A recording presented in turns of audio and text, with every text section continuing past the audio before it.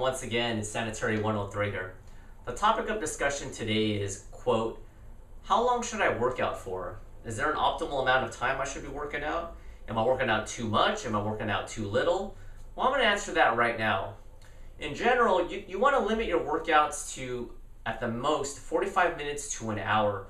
And the reason being is that there have been certain studies that have shown that once you go past that 1 hour window, your body actually goes from a muscle building state, which is anabolic, to a muscle wasting state, which is called catabolic. So all you guys out there that are trying to build muscle and think that you're doing yourself a favor by going more than an hour, you're actually doing a disservice because you're already in a muscle wasting state.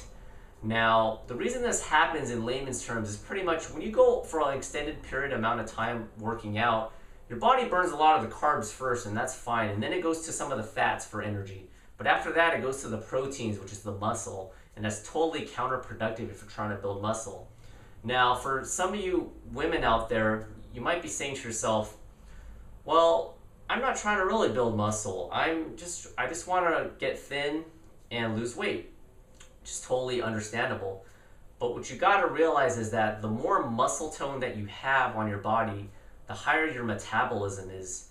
Also, if your metabolism is higher, it actually increases your basal metabolic rate, your BMR, which is the number of calories that you burn at rest. So that's why I always promote weight training for both men and women, for each genders, because muscle is a great thing to have to actually lose fat. It's not just about the cardio. And another quick point I wanted to reiterate that I've talked about briefly before in other videos, but I wanted to talk about it again, is some of you women out there, if you're worried about gaining a lot of muscle and getting too bulky, you need to forget that mentality because that's a complete myth. First of all, women don't have enough testosterone as men. They have a fraction of it. They create estrogen primarily. So in general, a guy who does it naturally, it's been proven that they can put on maybe 1 or 2 pounds of muscle. I'm not talking about fat, just pure muscle per month. That's if they're on a good quality diet with complex carbs, good amount of proteins, 5 or 6 meals a day, and they're on a good hardcore routine. That's 1 or 2 pounds a month of muscle.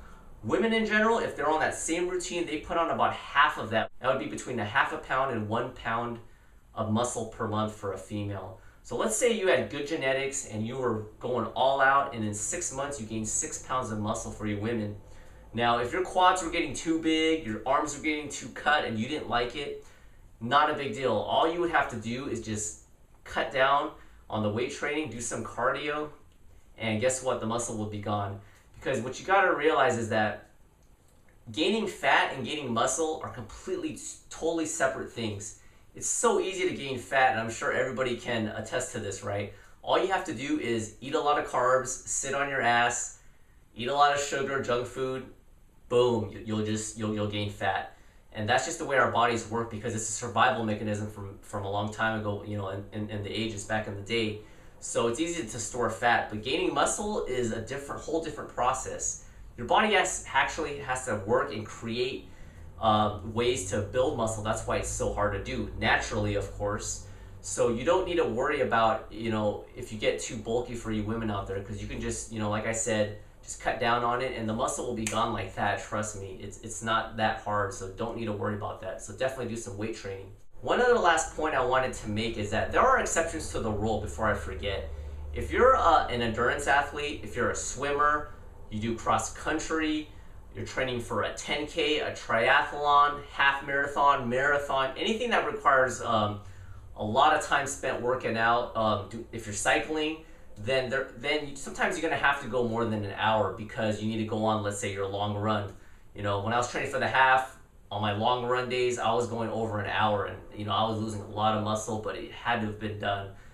So there are exceptions, so I just want to point that out. But if you're not an endurance athlete and you're just trying to lose weight, shape up, and get fit, then you probably shouldn't go more than an hour working out. Alright, thank you everybody for watching my video again. Questions and comments are always welcome, and we'll do it again next time. Take care.